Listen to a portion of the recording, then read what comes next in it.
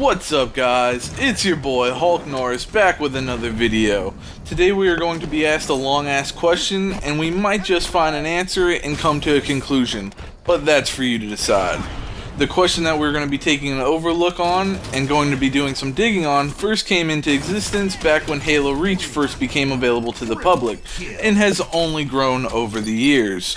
And the question that we're going to be asked, is Halo becoming more like Call of Duty? Or is Halo eventually going to be Call of Duty in space?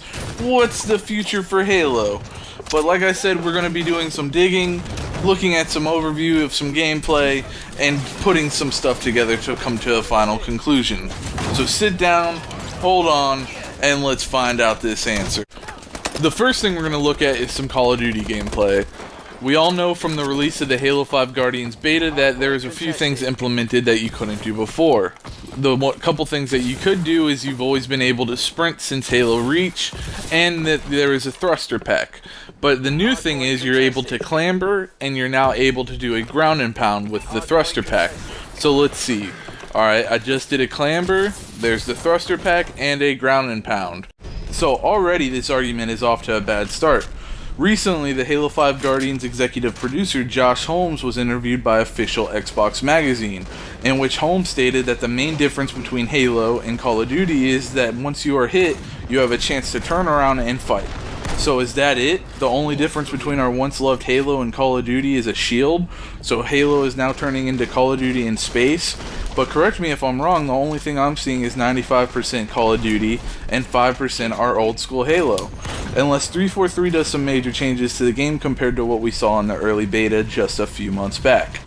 Which brings up my next question, and that is, why do you think that Halo is making this transition over to a more Call of Duty style game?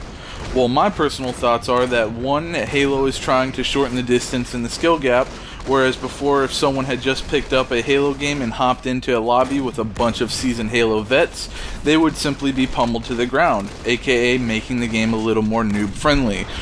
That way it's not as easy for someone who has put hours upon hours into studying the ins and outs of the game to simply go and grab some power weapons and hold down the key parts of the map. Or my favorite thought, and what I personally believe 343 is trying to accomplish, is to get the Call of Duty crowd more interested into Halo and to try to pull some of the Call of Duty crowd over to the Halo community. But that's where I have to stop and ask myself, at what time do I stop playing the Call of Duty knockoff and just play the real thing? At this point, I believe 343 needs to take a step back and take a look at what they have done right in the past. Halo 2 was one of the biggest box office sellers, followed by Halo 3.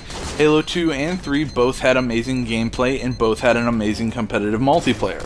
On top of that, Halo 3 had the perfect ranking system for the weaker player and the more seasoned Halo veteran.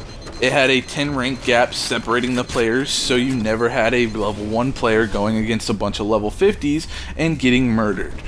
But then you have to stop and ask yourself, what should 343 do to improve Halo? Because they need to make a move somewhere. Well, I believe that 343 needs to take advantage of the nearly unlimited sandbox that 343 has readily available to them, and that many other game developers don't, and that's simply space. I mean, stick with the mechanics, stick with the ranking structure that you know was a success, and stand out and be something unique. What they need to do is make purely aesthetic maps that could simply just blow people away. Take advantage of space and its unfathomable advantage. I mean, really stop for a second and think about space and the planets alone.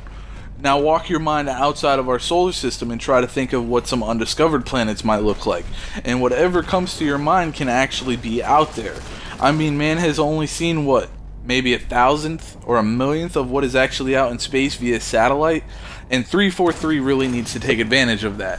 They have this huge sandbox readily available at their hands that they can literally just create whatever they want and make these beautiful masterpieces that are competitive and fun all in one, and they're not really doing that. But that's about it for us today, guys. If you enjoyed the video, make sure you hit that like and subscribe button, and also feel free to put your opinion in the comments section below. But till next time, keep it real, keep it classy, and make sure you guys are having fun.